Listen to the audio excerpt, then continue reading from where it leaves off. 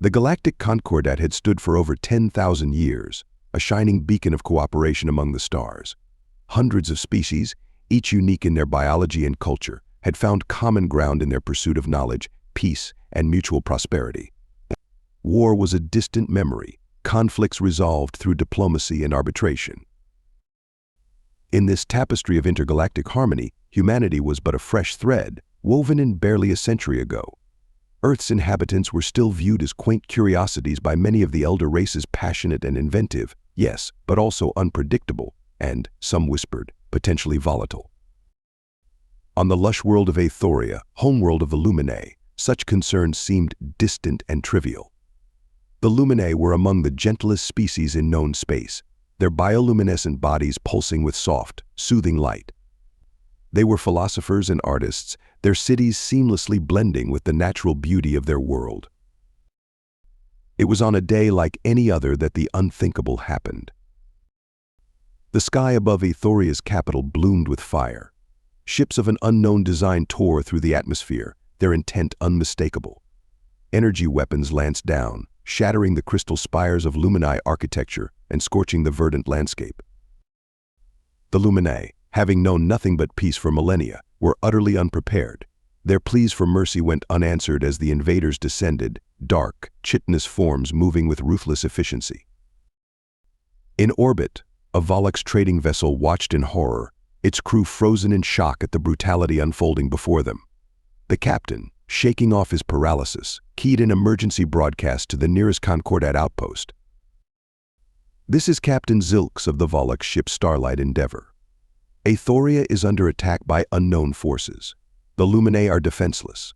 We need immediate assistance." The message rippled across subspace, from world to world, station to station. In the great halls of the Concordat Assembly, representatives watched the incoming footage in stunned silence. The Luminae ambassador, her light dimmed to a faint flicker, wept silently. Amidst the shock and the murmured discussions of economic sanctions and diplomatic missions, few noticed the human representative, her face a mask of cold fury. While others debated the proper channels for response, she stood and strode purposefully from the chamber, her fingers flying over her communicator. As Aoria burned and the Concordat dithered, a simple message was dispatched to Earth: unprovoked attack on peaceful species. Luminae facing extinction. Request immediate intervention. The response, when it came, was immediate and unequivocal. Message received. Help is on the way. In the darkness of space, as a gentle species faced annihilation and an ancient alliance found itself paralyzed by indecision, humanity prepared for war. The galaxy was about to learn that while humans might be newcomers to the cosmic stage, they brought with them an ancient principle, forged in the fires of their own turbulent history. An attack on one is an attack on all. The stars themselves seemed to hold their breath, waiting to see what this young, fierce species would do next. The news of the Aothorian attack spread across Earth like wildfire. From bustling metropolises to remote villages, humans watched in horror as footage of the devastation played on every available screen. The Luminae, with their gentle bioluminescence and pacifist philosophy, had captured humanity's imagination since first contact. Now, to see them suffering, dying, it struck a chord deep within the human psyche. In Washington, D.C., an emergency session of the United Nations Security Council was underway. The chamber crackled with tension as world leaders debated their response. "The Luminae aren't even our allies," the Russian representative argued. "We have no formal obligation to intervene." Obligation, the U.S. president's voice was sharp. Since when does humanity need a formal treaty to do what's right? The Chinese premier leaned forward, her expression grave. "The Concordat has its own peacekeeping protocols. Perhaps we should wait." "Wait," the Nigerian representative interrupted, his voice resonating with controlled fury. "Every second we wait, more Luminae die. The Concordat is paralyzed. If we don't act, who will?" As the debate raged, reports flooded in from across the globe. Volunteer centers were overwhelmed as civilians lined up to offer their services. Military reserves were mobilizing without even waiting for official orders. In shipyards around the world, vessels were being prepped for immediate departure. The UN Secretary-General called for order. We need to vote. The proposal is for immediate military intervention on Aoria. All in favor. The response was unprecedented. In a historic moment of unity, every single member voted in favor. The resolution passed unanimously. Within hours, Operation Luminous Shield was underway. The combined space fleets of Earth, a force that had been assembled for exploration and defense, was now repurposed for its first interstellar rescue mission.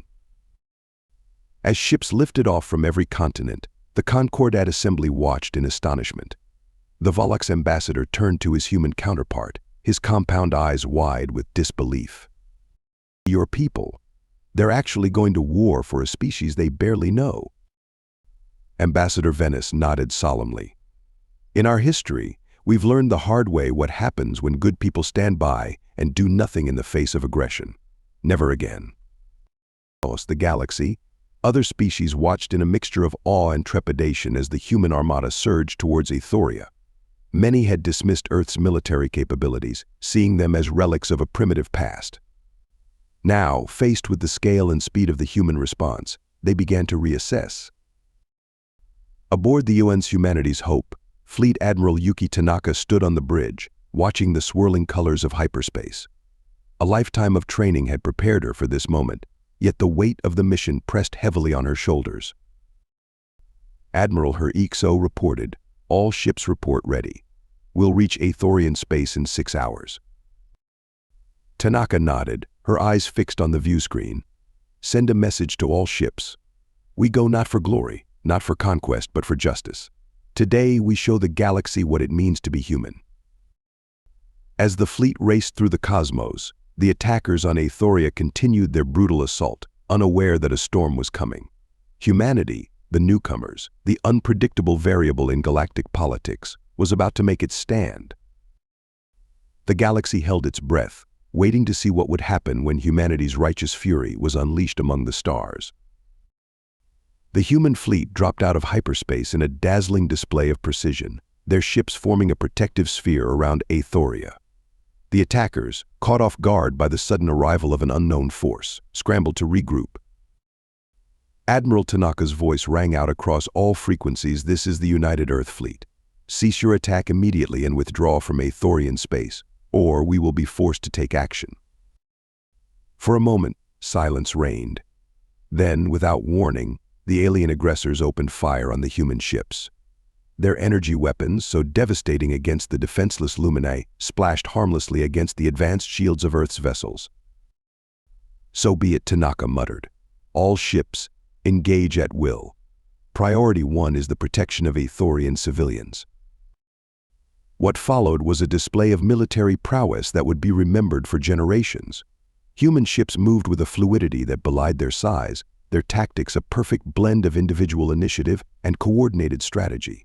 Fighters swarmed from carrier bays, engaging the enemy with a ferocity that left observers stunned. On the planet's surface, dropships landed in hot zones across Aoria. Human marines, clad in powered armor, rushed out to engage the invaders in close combat while setting up defensive perimeters around Luminae population centers.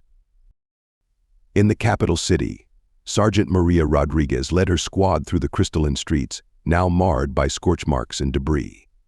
They came upon a group of Luminae huddled in the ruins of what had once been a beautiful forum. "It's okay," Maria called out, her suit's external speakers translating her words into the musical language of the Luminae. "We're here to help. You're safe now." The Luminae, their bioluminescence dim with fear, looked up at the humans with a mixture of awe and gratitude. One of them, seemingly an elder, approached Maria. You came for us?" the Luminae asked, her voice trembling. Maria knelt down, bringing herself to eye level with the alien.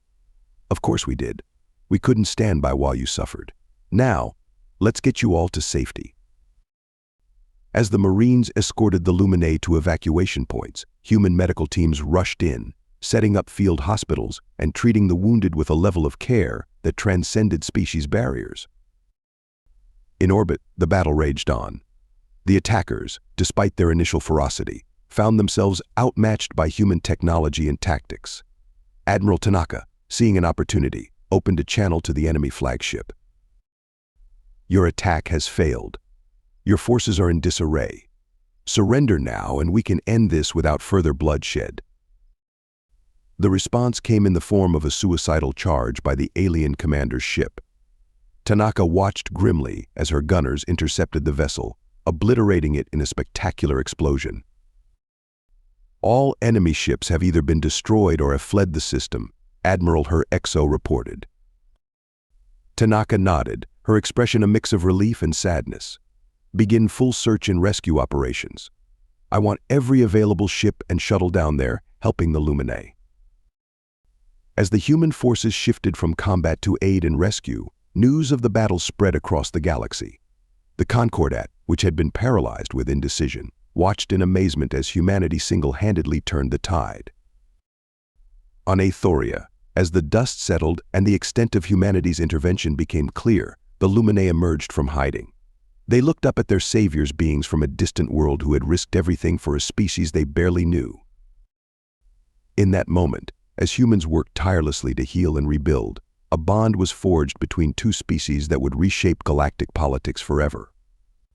The Luminae, their light growing stronger, realized that in humanity they had found not just saviors, but kindred spirits, beings who, despite their capacity for war, fought fiercest for peace. The galaxy watched and wondered if this was how humans treated strangers. What would they do for friends? In the days following the liberation of Aoria, the galaxy buzzed with activity. The human fleet, now joined by the first tentative Concordat relief ships, maintained a protective cordon around the Luminae homeworld. On the surface, the work of healing and rebuilding had begun in earnest. But even as they tended to the immediate needs of the Luminae, humanity's focus shifted. The question on everyone's mind: who were these attackers, and would they strike again? In a secure briefing room aboard the UN's Humanity's Hope, Admiral Tanaka met with her senior staff and a holographic projection of the UN Security Council. "The attackers call themselves the Kryx," began Admiral Tanaka, bringing up a holographic display of the insectoid species. "Based on data we've gathered, they're a highly aggressive, expansionist race from a sector of space previously unexplored by the Concordat." "Do we know why they attacked the Luminae?" asked the French president, her hologram flickering slightly. Dr. Amelia Okafor, the fleet's chief xenobiologist, stepped forward. "It appears to be resource-driven. The Kryx's home system is dying. They're desperately seeking new worlds to colonize, and they view other sentient species as obstacles." A grim silence fell over the room. The implications were clear. The Kryx wouldn't stop with Aoria. "We need to end this threat," the U.S. president said firmly, "not just for the Luminae, but for all peaceful species in the galaxy." Admiral Tanaka nodded. "We've tracked the Kryx fleet to their home system. I propose a two-pronged approach: a diplomatic mission to attempt peaceful resolution, backed by the full might of our fleet." The Security Council debated briefly before coming to a unanimous decision. Operation Olive Branch was greenlit. As the human fleet made its way to Kryx space, the Concordat watched with a mixture of anticipation and trepidation. Many species were still coming to terms with humanity's swift and decisive action at Aoria. The idea that these newcomers might now confront the Kryx directly was both thrilling and terrifying. The human diplomatic vessel, flanked by an impressive array of warships, entered the Kryx system, broadcasting on all frequencies, "We come in peace, seeking dialogue and resolution." For tense hours there was no response. Then, suddenly, a massive Kryx fleet decloaked, surrounding the human ships. On the bridge of the diplomatic vessel, Ambassador Venice stood calmly as a holographic image of the Kryx Hive Queen materialized before her. "You dare enter our space," the Queen's translated voice chittered aggressively, "after destroying our expansion fleet." Venice's voice was steady as she replied, "We come to understand and to offer alternatives. Your people are suffering. Let us help you find a solution that doesn't involve the destruction of other species." What followed was a tense negotiation. Venice, drawing on humanity's long history of conflict resolution, offered alternatives: aid in terraforming uninhabited worlds, technological assistance to rejuvenate their dying system, even the possibility of relocating to Earth-controlled colony worlds. For a moment it seemed as if diplomacy might prevail.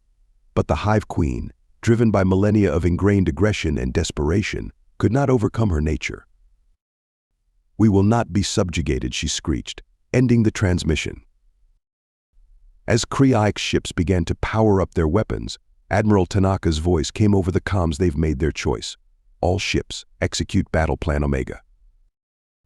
What followed was a display of military might that would be spoken of for generations.